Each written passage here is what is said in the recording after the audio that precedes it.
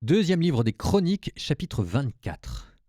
Après la mort de Joad, les princes de Juda vinrent se prosterner devant le roi Joas. Et alors, le roi les écouta. Les gens abandonnèrent la maison du Seigneur, Dieu de leur père, pour servir les poteaux sacrés et les idoles. À cause de cette infidélité, la colère de Dieu s'abattit sur Juda et sur Jérusalem. Pour les ramener à lui, Dieu envoya chez eux des prophètes. Ceux-ci transmirent le message, mais personne ne les écouta. Dieu revêtit de son esprit Zacharie, le fils du prêtre Joad. Zacharie se présenta devant le peuple et lui dit « Ainsi parle Dieu. Pourquoi transgressez-vous les commandements du Seigneur ?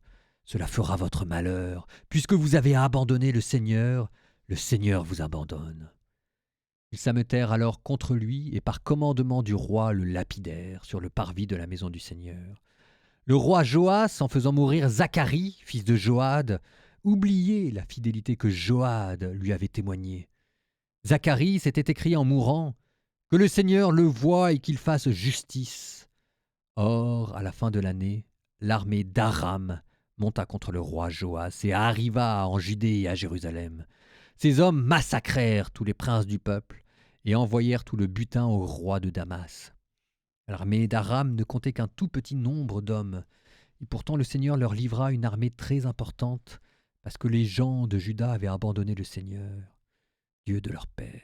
Et Joas reçut le châtiment qu'il méritait.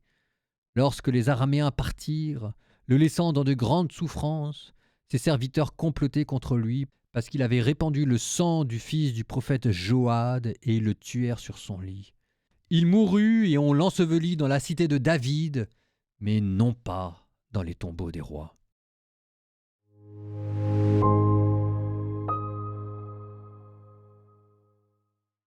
C'est super chaud à suivre, hein. Bon, alors je mets de côté le fait qu'on était dans le livre des rois et que là on est dans le livre des chroniques.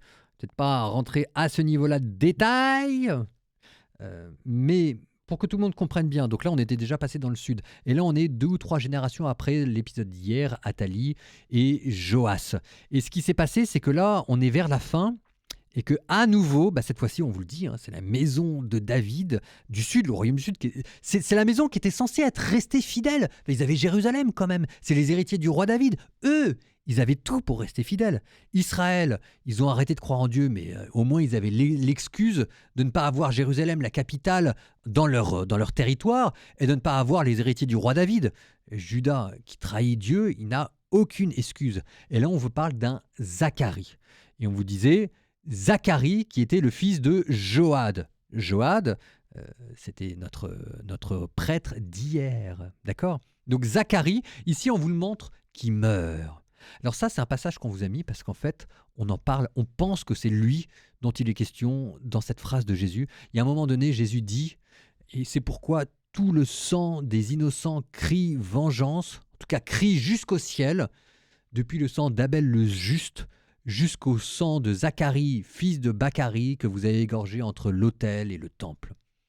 Alors là, on nous dit que c'est un Zacharie, fils de Bachari, sauf que là, on nous dit que c'est un Zacharie, fils de Joad. On peut peut-être pas tout expliquer, mais en tout cas, c'est quand même pour ça qu'on vous a donné cet évangile. Je pense que peut-être en vous essayant de vous expliquer les choses, je perds encore plus les gens. Je suis désolé, on fait ce qu'on peut. Pour continuer de vous perdre, vous notez aussi qu'il est question de l'armée d'Aram. Aram, les Araméens.